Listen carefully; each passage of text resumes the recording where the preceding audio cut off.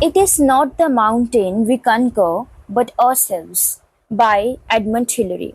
Hello everyone. In today's class, firstly we'll do MCQs from the previous lecture, and afterwards we'll do our next 30 idioms and phrases, and then we'll end our lecture by learning the word of the day. Okay, so our first question is to cut a sorry figure. To cut a sorry figure, options are to create a poor impression, B, to apologize for one's mistake, C, extremely traumatic, D, to bear no result. The right answer is to create a poor impression. ठीक है, जब हम poor impression को create करते हैं उसके लिए हमारे पास idiom है to cut a sorry figure. If I talk about option number B, to apologize for one's mistake, हमारे पास idiom क्या है यहाँ पे? हमारे पास idiom है eat a humble pie. Eat a humble pie. Okay, to apologize for one's mistake, हमारे पास idiom है eat a humble pie. Extremely traumatic, we have the idiom earth shattering. We have the idiom earth shattering. Okay, and to bear no result. To bear no result, हमने इसको कैसे पढ़ा था? End in smoke. End in smoke is known as to bear no result. Question number 2 is 11th or. 11th or. Options are decision made at the last possible moment, B, celebrating the 80th birthday, C, when something bad happens and nothing can be done, D, to pay the bill. The right answer is A, decision made at the last possible moment. जब हम last possible moment पे कोई decision बनाते हैं उसे हम बोलते हैं 11th or. Okay, if I talk about option number B, celebrating the 80th birthday, इसका क्या है यहाँ पे idiom? Entering the 80th orbit. Entering the 80th orbit, we have celebrating the 80th birthday. When something bad happens and nothing can be done, इसके लिए हमारे पास idiom क्या है? Cry over spilt milk. Okay, अब गलती हो गई, अब उस पर रोना जो है वो बेफजूल है. So cry over split milk, we have the answer to this particular option number C. To pay the bill, इसके लिए हमारे पास idiom क्या है? To foot the bill. Okay, to foot the bill is known as to pay the bill. Question number 3 is to fall in with. To fall in with. Options are to obstruct, B, to agree with, C, wearing fancy clothes, and D, to always do what someone tells you to do. To fall in with. Answer is B, to agree with. To obstruct, इसका answer क्या है? To get in the way. Okay, किसी के रास्ते में आना, to get in the way, that is to obstruct. Okay, and then wearing fancy clothes, इसके लिए हमारे पास idiom क्या था? Dress to the nines. Dress to the nines. Okay, dress to the nines, and then to always do what someone tells you to do. Okay, वो क्या था हमारे पास? Dance to the tune, कि किसी के इशारों पे नाचना, जो भी वो बोलते हैं वैसे करना, that is dance to the tune. Okay, then we have question number 4. Question number 4 is drive a wedge between. Okay, drive a wedge between. Options are to break a relationship between the two, B, to urge on, C, cried a lot, D, to change plans. The right answer is to break a relationship between the two. Okay, to break a relationship between the two. जो idiom हमारे पास 4th है, drive a wedge between, इसका answer क्या है? To break a relationship between the two. If I talk about to urge on, इसके लिए हमारे पास idiom क्या है? To egg on. Okay, to egg on वो क्या है? To urge on. Cried a lot, इसके लिए idiom क्या था? Cried with eyes out. Cried with eyes out. Okay, to change plans. To change plans का क्या था? Change horses in midstream. Okay, change horses in midstream, जैसे midstream में horses change करना, वो क्या मतलब है उसका? To change plans, plans को change करना. Okay, question number 5 is cast in the same mold. Cast in the same mold. Options are to be very similar, B, to reach a crisis, and then C, worry about the future in advance, D, to open book to study. The right answer is cast in the same mould का right answer क्या है? To be very similar. Same mould में है मतलब बहुत similar है, so cast in the same mould का answer है to be very similar. Okay, to reach a crisis, इसका आंसर क्या है? To come to a head. To come to a head means to reach a crisis. Worry about the future in advance, इसका answer क्या था यहाँ पे? Cross a bridge. Cross a bridge before one comes to it. Okay, अब ये पाए नहीं हो, पहले आप कैसे क्रॉस करोगे? मतलब पहले ये फ्यूचर आए नहीं, पहले वरी कर रहे हो. Okay, so to open book to study, इसका क्या था? Crack a book. जैसे हमने एग्जाम क्रैक करना है तो वैसे क्रैक अ बुक क्या है? To open book to study. इसका राइट आंसर क्या है? Crack a book. Okay, so now will talk about next 30 idioms and phrases. Okay, so idiom number 241 is, wait a minute. Idiom number 241 is bitter pill to swallow.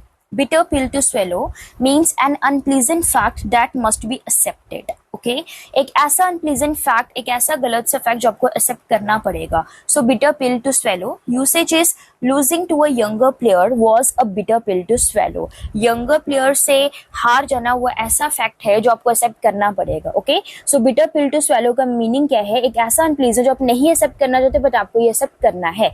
Bitter pill to swallow. Okay next है हमारे पास bite the bullet. देखो bite the bullet का meaning क्या होता है? To face the difficult situation bravely.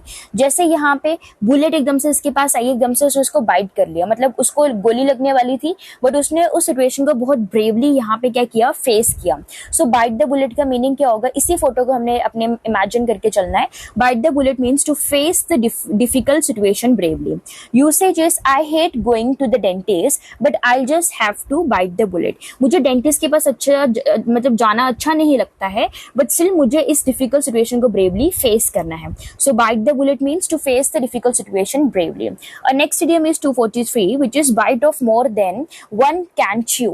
Bite of more than one can chew means to do more than one's ability. जब आप अपनी एबिलिटी से ज्यादा काम करते हो उसको हम क्या बोलेंगे? bite of more than one can chew. Usage is he bought the old hotel but soon realized he had bitten off more than he could chew. उसने अपनी एबिलिटी से ज्यादा ही चीजें खरीद ली है. ओके सो उसे हम बोलेंगे bite of more than one can chew. Simple है इसका meaning to do more than one's ability. अपनी एबिलिटी से ज्यादा करना. Okay idiom number 244 is bent on something doing something which means to be determined to do something. जब आप determined हो कोई चीज करने के लिए उसके लिए we have the idiom bent on something or doing something. Usage is he was bent on continuing his higher studies in abroad. वो बहुत ज्यादा determined है कि उसे कहाँ जाना है, उसे abroad जाना है अपनी higher studies करने के लिए. So bent on something or doing something means to be determined to do something. Idiom number 245 is bet on the wrong horse. Bet on the wrong horse which means to misread the future.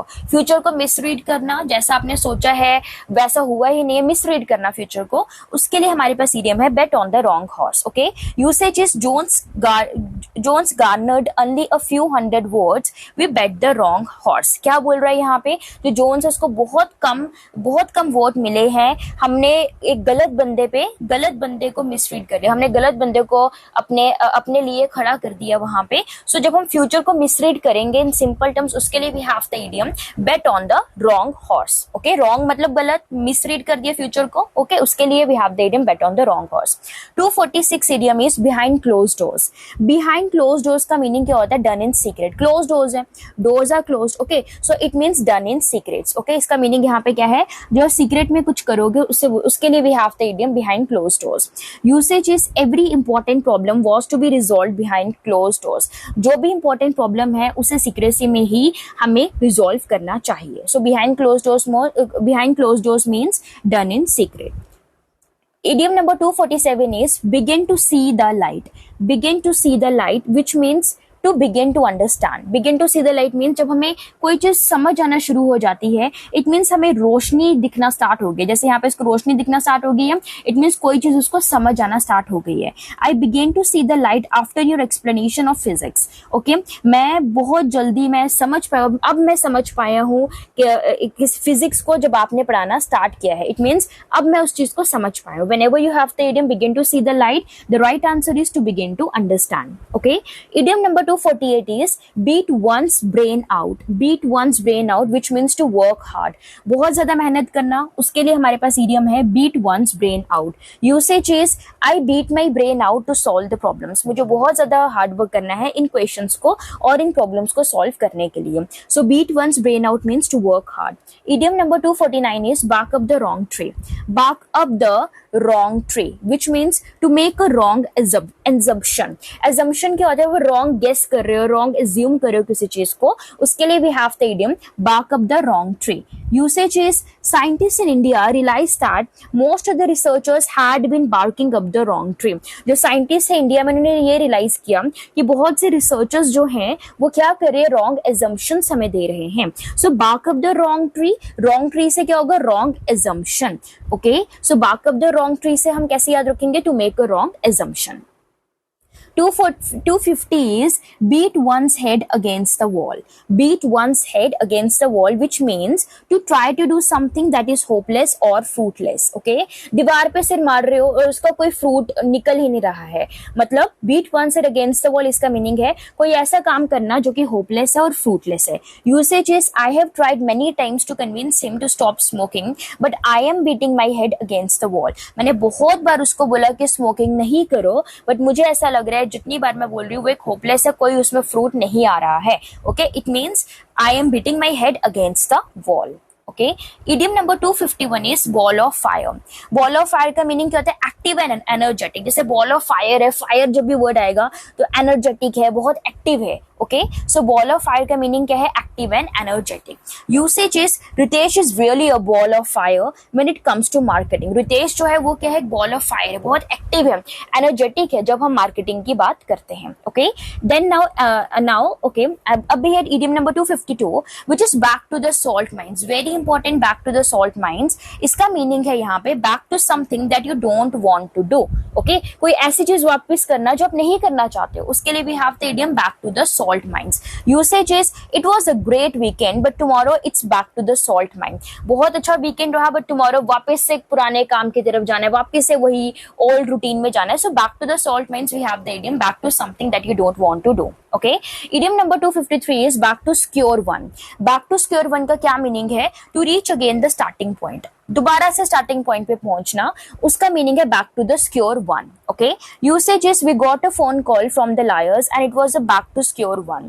हमें दोबारा से क्या हुआ? हमें phone call आई lawyers से, ऐसा लग रहा है हम दोबारा उसी स्टार्टिंग पॉइंट पे पहुंच गए हैं. ठीक है, so back to square one का मीनिंग क्या है? Back to square one means to reach again the starting point. ठीक है, बैक टू, जैसे यहाँ से मैंने स्क्योर बनाना स्टार्ट किया, ऐसे किया, दोबारा यहाँ पहुंच गई तो वही स्टार्टिंग पॉइंट पे मैं पहुंच गई हूँ. ठीक है, सो वैसे हम याद रखेंगे back to square one means to reach again the starting point. 254 is back the wrong horse. Back the wrong horse. Back the wrong horse का मीनिंग क्या है? To support someone or something that cannot win or succeed.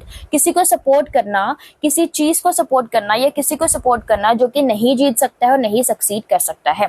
In all his years as a book publisher, he really backed the wrong horse. पूरे जितने भी साल उसने as a book publisher काम किया है, उसने रेयरली उन लोगों को सपोर्ट किया, उसने रेयरली उन लोगों को सपोर्ट किया जो नहीं जीत सकते हैं. ठीक है, so back the wrong horse. Wrong horse को बैक पे आप बैकअप दे रहे हो किसी रॉन्ग हॉर्स को, मतलब किसी ऐसे बंदे को सपोर्ट करो जो जीत नहीं सकता. ठीक है, सो उसको हम क्या बोलेंगे यहाँ पे? To support someone or something that can not win or succeed. 255 is batten down the hatches. Batten down the hatches क्या है? टू प्रिपेयर फॉर ट्रबल के लिए, मुसीबत के लिए प्रिपेयर हो जाओ. Batten down the hatches. Usage is here comes the boss, batten down the hatches. ठीक है, बॉस आगे हैं, अब मुसीबत के लिए रेडी हो जाओ. So batten down the hatches का मीनिंग क्या है? To prepare for trouble. 256 is be at each other's throat. Be at each other's throat इसका मीनिंग यहाँ पे क्या है? Two persons arguing angrily. जब दो पर्सन एंग्रीली एक दूसरे से गुस्से में आर्ग्यू कर रहे हैं, उसके लिए हमारे पास वर्ड क्या है? उसके लिए हमारे पास इडियम क्या है?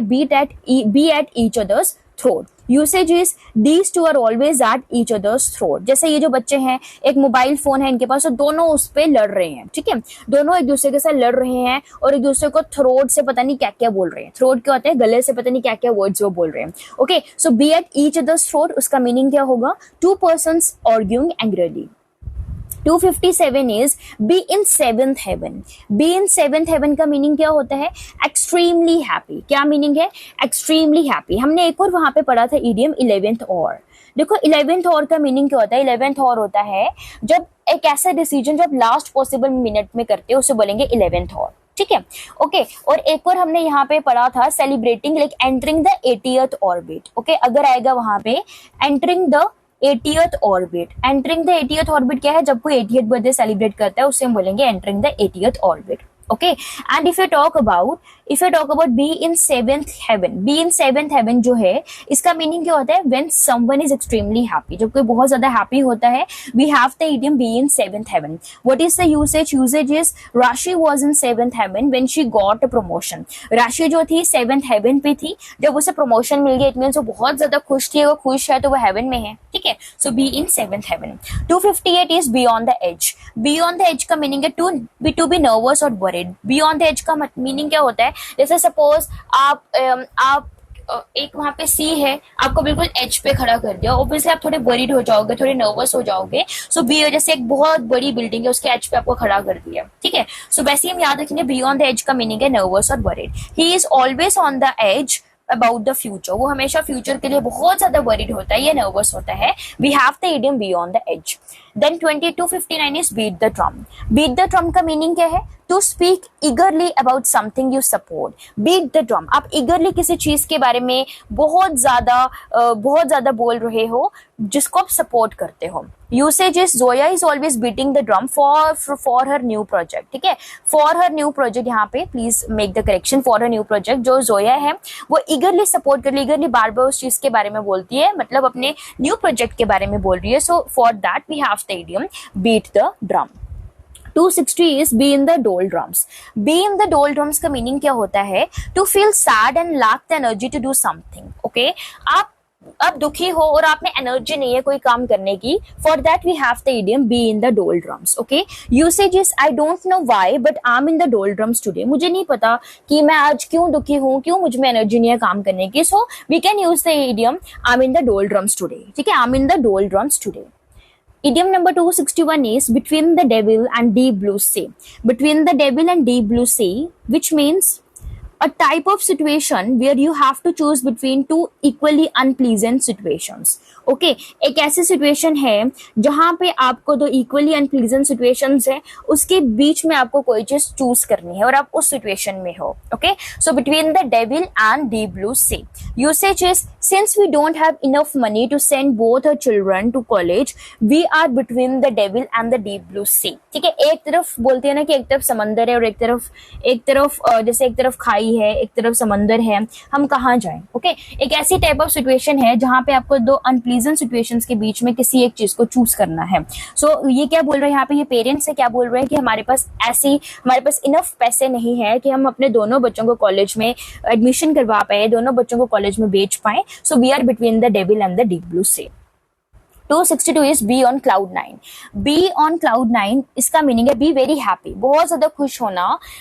उसके लिए हमारे पास इडियम है be on cloud 9। Usage is Tripti Dimri is on cloud 9 after getting a role in film. जैसे तृप्ति डामरी जो थी, she has used this particular idiom, उसने अपने इंटरव्यू में ये यूज किया है be on cloud 9। So cloud 9 का मीनिंग है बहुत ज्यादा खुश होना। So Tripti Dimri is on cloud 9 after getting the role in a film. 263 is be as clear as mud. Be as clear as mud means to be impossible to understand, impossible है इसको समझना। So be as clear as mud, mud की तरह कैसे clear होगा, वो तो impossible है। ठीक है, सो वहां से हमने इम्पॉसिबल को याद रखना है। Usage is the new thesis on stress management is as clear as mud to me. जो नई थीसिस स्ट्रेस मैनेजमेंट पे है वो बिल्कुल मैं समझ नहीं पा रही, it is as clear as mud to me. Okay, 264 is break the ice. Break the ice का मीनिंग क्या होता है, टू ब्रेक द साइलेंस और स्टार्ट अ कॉन्वर्सेशन। जब हम एक कॉन्वर्सेशन को स्टार्ट करते हैं ना, उस चीज के लिए हमारे पास इडियम है break the ice. What is the usage, Emma tried to break the ice but Harry was a little cold. Emma जो है वो चाहती है कि कॉन्वर्सेशन स्टार्ट हो, बट हरी जो है वो नहीं कर पा रहे हैं। Okay, so break the ice का मीनिंग क्या है, to start a conversation, very important, या साइलेंस को ब्रेक करना। ठीक है, ब्रेक से ब्रेक और आइस के लिए साइलेंस को ब्रेक करना या किसी कॉन्वर्सेशन को स्टार्ट करना। 265 is be tailor made. Be tailor made, we have the be tailor made and what is the meaning to the idiom? क्या मीनिंग है इस इडियम का, to be completely suitable for someone. Be tailor made का meaning है perfection, आप किसी चीज के लिए बिल्कुल सुटेबल हो, उसके लिए we have the idiom be tailor made. Usage is the role of Ranveer Singh in film Padmavat was tailor made for him. जैसे रोल हम रणवीर सिंह का देखते हैं फिल्म पद्मावत में, वो क्या है, वो टेलर मेड है, बिल्कुल परफेक्ट है, बिल्कुल उस पर सूट कर रही है वो चीज। उसके लिए हम कौन सा इडियम यूज करेंगे, be tailor made. Okay, now 266 is brass monkey weather. देखो ब्रास मंकी वेदर, इसके लिए हमारे पास इडियम क्या है, extremely cold weather. Extremely cold weather we have the idiom brass monkey weather. So usage is it's brass monkey weather in Ladakh. Whenever we are using the idiom brass monkey weather, उसके लिए क्या है हमारे पास, उसका meaning क्या है, बहुत cold weather है. So we have the idiom brass monkey weather. 267 is bow and scrap. Bow and scrap इसका मीनिंग क्या है? To treat someone in a position of authority with excessive respect. किसी को ट्रीट करना जो अथॉरिटी की position पे है बहुत ज्यादा रिस्पेक्ट से, उसके लिए we have the idiom bow and scrap. ऐसे, okay? So it's embarrassing to see the employees bowing and scrapping to the new sales manager. So we have the usage. कहती है बहुत embarrassing लग रहा है कि मैं employees को देख रही हूँ जो new sales manager उसको बहुत excessive respect उसको दे रहे हैं, बहुत ज्यादा दे रहे हैं. So bow and scrap का meaning क्या है? झुकना और इज्जत देना. So to treat someone in a position of authority with excessive respect. 268 is be bouncing off the walls. Be bouncing off the walls का मीनिंग क्या है? Excited and full of energy. ठीक है, जैसे bounce off हो रहा है, बहुत excited है, full of energy है. We have the idiom be bouncing off the walls. What is the usage? Usage is the kids are bouncing off the walls, so we need to get them engaged into some activity. जो kids हैं वो बहुत ज्यादा excited हैं, बहुत ज्यादा energy है, इसलिए हमें उनको क्या करना चाहिए? किसी activity में engage करना चाहिए. So be bouncing off the walls. We have the idiom excited and full of energy. 269 is be above board. Be above board इसका मीनिंग क्या है यहाँ पे? To be honest and legal. Honest होना, उस चीज को हम क्या बोल रहे हैं, वो लीगल चीज है, उसके लिए we have the idiom be above board. Usage is the deal between Marvel and Sony was completely above board. Completely above board का मीनिंग क्या है? Honest है और legal है, so उसके लिए we have the idiom be above board. Very important. Okay, honest है और वो legal है. कोई भी honest होगा तो वो ऊपर होगा ना, so above board. 270 is blue blood. Blue blood का मीनिंग क्या होता है? Belonging to high social class. Okay, जो हाई सोशल क्लास का होगा, ठीक है, ऐसे याद रखेंगे, जो हाई सोशल क्लास का उसका जो ब्लड है वो ब्लू कलर का है. ओके, सो ब्लू ब्लड, उसके लिए वी हैव द इडियम, उसके लिए उसका इस इडियम का मीनिंग क्या है हमारे पास? Belonging to high social class. What is the usage? Usage is Nelson Smith refuses to allow anyone who is not blue blood in his daughter's ring ceremony. Nelson Smith जो है refuse कर लिया, जो कि ब्लू ब्लड से नहीं है, वो उसकी डॉटर की रिंग सेरेमनी में नहीं आएगा. ओके, सिंपल है. ब्लू ब्लड का मीनिंग क्या है? Belonging to high social class. इसका यहाँ पे, इसके लिए हमारे पास इडियम क्या है? Blue blood. Okay, so now will and a lecture by learning the word of the day. So our word of the day is penitence. Penitence का मीनिंग क्या होता है? Regret, shame and guilt. Okay, regret होना, shame and guilt, उसके लिए we have the word penitence. Usage is the thief expressed penitence for all his past actions. जो thief है वहां पे, उसने वहां पे एक regret हुआ उसको जितने भी उसके past actions थे. Okay, now I am giving you the homework. You have to tell me the meaning of be on cloud 9. Okay, be on cloud 9. This will be your homework. Thank you everyone.